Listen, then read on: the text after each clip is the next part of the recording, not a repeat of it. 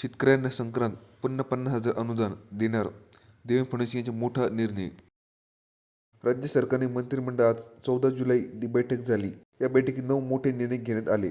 Petrol, diesel कपात, नगरपरिषद सरपंच थेट निवड यासह सरकार शेतकरी दिलासा देण्याचा निर्णय आज घेतला आहे. नियमित कर्जफेड शेतकऱ्याला 50,000 रुपये अनुदान दिल्याचा निर्णय घेतला आहे. मुख्यमंत्री एकनाथ शिंदे यांनी उपमुख्यमंत्री देवेंद्र फडणवीस यांची पत्रकार परिषदेत या संदर्भात माहिती दिली. मुख्यमंत्री एकनाथ शिंदे यांनी संक्रांत नियमित कर्जफेड करणाऱ्या शेतकऱ्याला प्रोत्साहन 50,000 रुपये अनुदान दिले मागील काही लोकप्रिय केले आहे. तसेच शेतकऱ्याला देखील ही मागिलकी होती. त्यानुसार जे शेतकऱ्याला नियमित कर्जफेड करतात त्यांना 50,000 रुपये अनुदान निर्णय घेतला आहे, अशी माहिती मुख्यमंत्री एकनाथ शिंदे यांनी दिली आहे.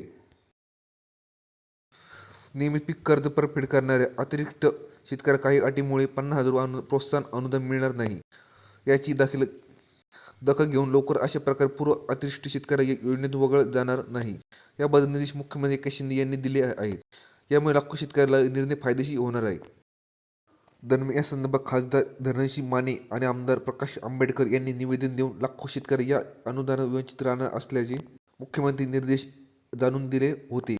या निवेदनातून अशोक जाटक आणि अटी रद्द करून राज्यातील प्रामाणिक परपड शेतकऱ्यांना 50,000 रुपये अनुदान देण्यास शासनाचा कटिबद्ध असल्याचे मुख्यमंत्री एकनाथ शिंदे यांनी आधीच सांगितले होते. कर्जमाफी मुदत बोलले देवेंद्र फडणवीस म्हणून की राज्य सरकार कमिटी केली आहे. आपल्या सध्या अडचणी ताण आले आहे. त्यामुळे बजेटची अडचण आहे. या गोष्टीचा असा शेतकऱ्याला कर्जमाफी देऊन निर्णय घोषणा केली आहे. कुठल्याही परिस्थितीत कर्जमाफी फायदे होणार झाले पाहिजे. बँकेला नाही 2017 या कर्जमाफी 2020 केलेल्या आपण कर्जमाफी देखील करू. शेतकऱ्याला हा आज कर्जमाफी मागू नये. या निर्देशात कुठलेही नियोजन अडचण येणार आहे. आपल्या कर्जमाफी आहे जी शेतकऱ्याला परिस्थिती देखील आहे. त्यामुळे एकाच उपाय देणार नाहीत, पण हळूहळू टप्प्याटप्प्याने उपयोग करता येईल आणि त्या उपयोगिता एक गुण म्हणेल. कर्जमाफी पद्धत समिती करण्यात आली आहे.